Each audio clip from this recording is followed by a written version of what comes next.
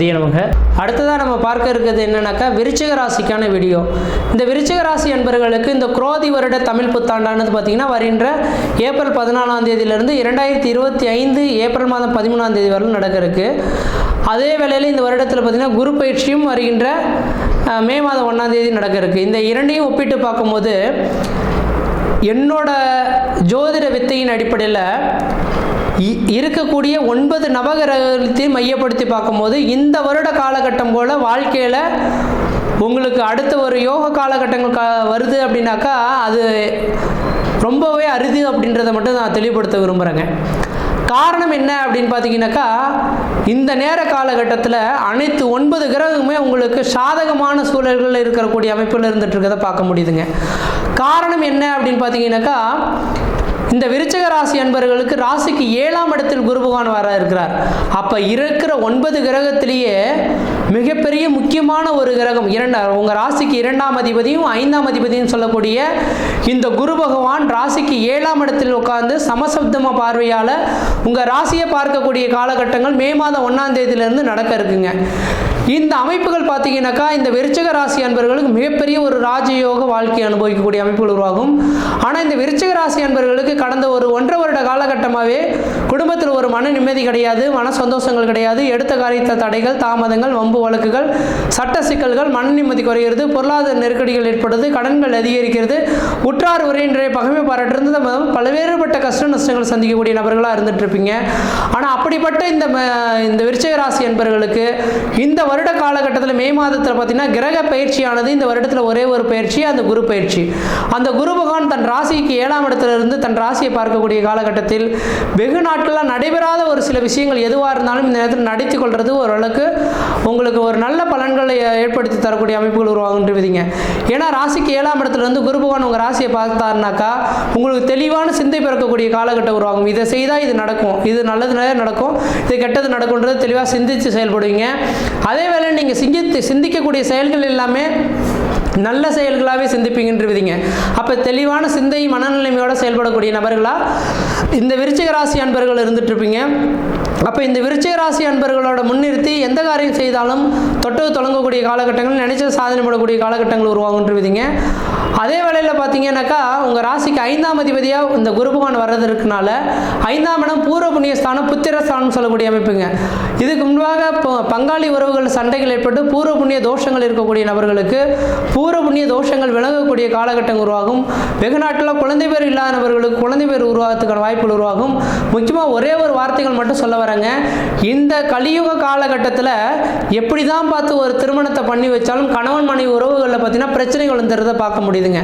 எவ்வளோ பெரிய உத்தமமான ஜாதகங்கள் பொருத்தி பண்ணி வச்சாலுமே கணவன் மனைவி உறவுகளை பிரச்சனை இல்லாத குடும்பங்கள் எந்த குடும்பத்திலையும் கிடையாது.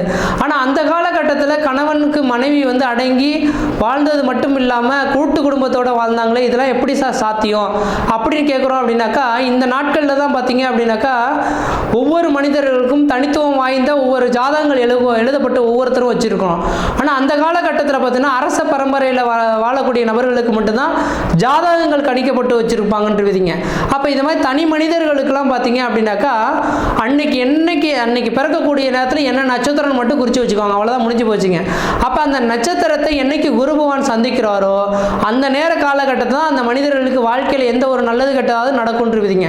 அப்போ அவங்களுக்கு ஜாதகமே பார்க்க வேண்டிய அவசியங்கள் கிடையாது. அப்போ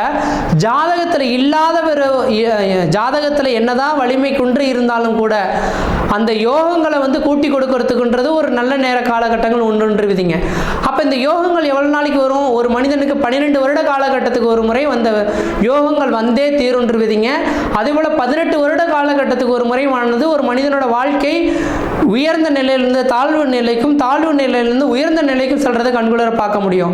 அப்போ இதெல்லாம் இந்த கோச்சார ரீதியான கிரக நிலையை மையப்படுத்தி தான் நம்ம சொல்கிறோம். அதனால தான் கோச்சார ரீதியான கிரகங்கள் நிலைகளுக்கும் ஓரளவுக்கு வலிமை உண்டு அப்படின்றத சொல்ல விரும்புகிறேன்.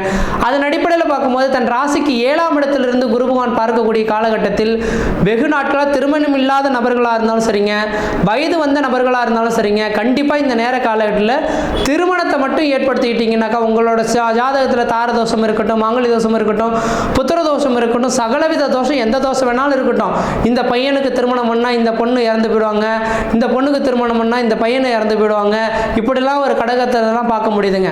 ஒரு மனிதனுக்கு இறப்புன்றது அவங்களோட ஜாதகத்தின் அடிப்படையில் தான் ஏற்படும். அப்படி ஒரு வேளை ஜாதக ரீதியாக ஏற்பட்டிருந்தாலும் கூட பல்லாண்டு காலம், ஏன்னா இந்த ராசிக்கு 7ஆம் இடத்தில் குரு பகவான் இருக்கும் காலகட்டத்தில் திருமணம் பண்ணுறோம் அப்படின்னாக்கா பல்லாண்டு காலம் இந்த உலகத்தில் சேர்ந்து வாழ்வாங்க. அவங்க இன்னொரு சந்ததியை உருவாக்கிட்டு அந்த சந்ததிகளுக்கும் திருமணம் பண்ணி பார்த்துட்டு அதுக்கு குழந்தை பேரை பார்த்து எடுத்துட்டு அதுக்கப்புறம் தான் அவங்களுக்கு ஆயுள் முடியுன்றது இந்த ஜாதக ரீதியாக எழுதப்பட்ட விதிங்க. அதனால் தெளிவாக சொல்ல வர காலத்தை நீங்கள் போக்க வேண்டாம். இந்த விருச்சிக ராசி அன்பர்கள் இந்த 2024 மே மாதம் 1ஆம் தேதியிலிருந்து 2025 மே மாத காலகட்டத்துக்குள்ளார திருமணமாகாத நபர்கள் நீங்கள் திருமணத்தை பண்ணிட்டீங்க அப்படின்னாக்கா உங்கள் வாழ்க்கையில் குற்றங்களோ குறைகளோ இல்லாமல், கணவன் மணி உறவுகளில் பிரிவுகள் பிரச்சனைகள் இல்லாமல் நல்ல ஒரு சந்ததியை ஏற்படுத்தி அந்த குழந்தைகளுக்கும் தேவையானதை செய்து கொடுத்துட்டு உங்களோட பேர் புகழுக்கு கௌரவத்துக்கு எந்த விதத்தையும் குறைகள் இல்லாத ஒரு குழந்தைகளை பெற்றெடுக்கக்கூடிய ஒரு காலகட்டங்களானது உருவெடுக்கின்றுவிதிங்க. அதனால் இந்த விருச்சிக ராசி என்பவர்களுக்கு இந்த வருடம் இந்த 2024 ஏப்ரல்லேருந்து 2025 ஏப்ரல் மாதிரி இன்னொரு வருடங்கள் வரணும் அப்படின்னாக்கா இன்னொரு 12 வருடத்துக்கு பிறகு தான் அந்த யோகங்கள் வரும் போல தெரியுதுங்க. அதனால் இந்த விருச்சிக ராசி என்பவர்கள் உங்களோட சுய ஜாதகத்தையும் ஒரு தடவை செக் பண்ணி பார்த்துங்க. ஏன்னா உங்களோட சுய ஜாதகத்தின் அடிப்படையில் ஒருவேளை சொந்த தொழில் செய்ய போகிறீங்க அப்படின்னாக்கா அவங்க என்ன தொழில் செய்யலாம், அரசு உத்தியோகத்துக்கு போகலாமா, தனியார் துறைக்கு வேலைக்கு போகலாமா, சொந்த தொழில் தான் செய்யலாமா, வெளிநாடு போகலாமான்றது உங்களோட சுய ஜாதகம் பேசும். அப்போ தொழில் சார்ந்த விஷயங்களை வளர்ச்சி பெறணும்னாக்கா உங்களோட சுய ஜாதகத்தை எடுத்து வருதுறங்க ஆஸ்தான ஜோதிடர்கள் எந்த ஒரு ஜோதிடரை பார்த்தா அவங்களுக்கு நல்லது நடக்கும்னு தெரியுதோ அந்த ஜோதிடரை சந்தித்து அவங்ககிட்ட கொடுத்து ஒரு தடவை நீங்கள் கிளான்ஸ் செக் பண்ணி பார்த்துட்டீங்கன்னாக்கா இந்த வருடத்தில் நடக்கக்கூடிய நிகழ்வுகளை துல்லியமாக சொல்லிவிடுவாங்கன்ற விதிங்க. அப்போ எந்த நேரத்தில் எது செய்யணும் எது செய்யக்கூடாதுன்றது தெளிவாக தெரிஞ்சுக்கிட்டு அதுக்கு பிறகு நீங்கள் முயற்சி எடுக்கிறது ஓரளவுக்கு நல்ல பலன்களை தரும். அதே போல் திருமணத்தை பற்றி பேசியிருக்கேன். கண்டிப்பாக திருமணத்தை முடிச்சுக்கிறது உங்களோட அறிவின் திறமை.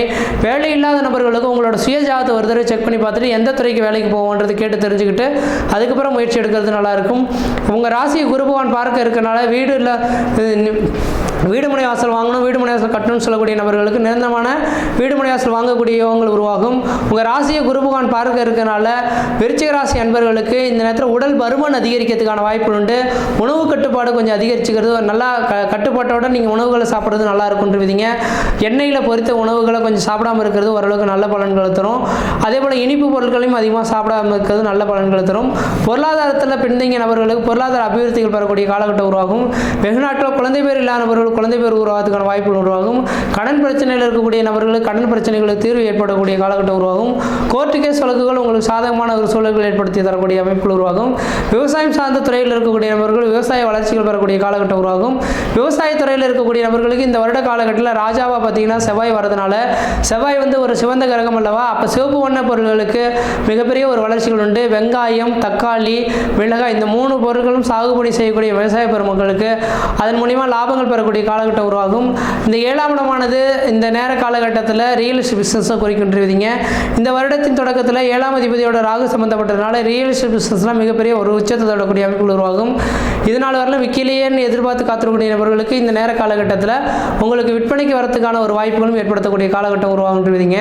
ரியல் எஸ்டேட் துறையில் இருக்கக்கூடிய நபர்களுக்கு தொழில் வளர்ச்சிகள் பெறக்கூடிய காலகட்டமாக உருவாகும். அதில் ஆதாயங்கள் பெறக்கூடிய காலகட்டமாக உருவாகுன்றீங்க. மற்ற விதத்தில் உங்களுக்கு எந்த விதத்தையும் தோஷங்களோ பாதிப்புகள் சொல்கிறதுக்கான வாய்ப்பு கிடையாது. சீரும் சிறப்புமாகவே இருப்பீங்க, நலமாக இருப்பீங்க. நன்றி, வணக்கம்.